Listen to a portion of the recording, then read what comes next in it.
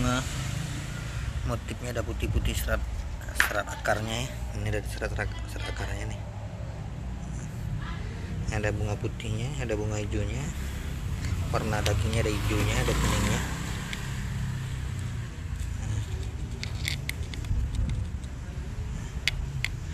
Ini barangnya nggak ada retak ya, solid nih, nggak ada retak.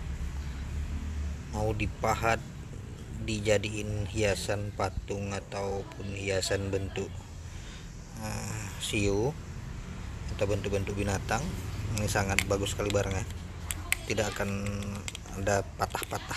Ini dia, bisa langsung dibuat pajangan ya.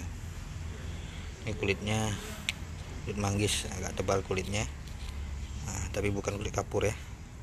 Di bagian kulit ini pun kalau misalnya ada seni dari ukiran itu, dia nggak akan patah, dia masih kuat nahannya dia.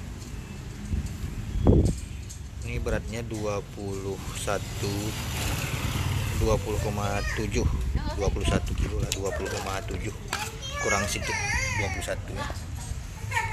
Ini bagian bodinya. Ini tebal ya, ini tebal deh, bukan barang tipis deh. Coba tipis, tebal nih bagiannya. Berat nih, 20,7 kilo.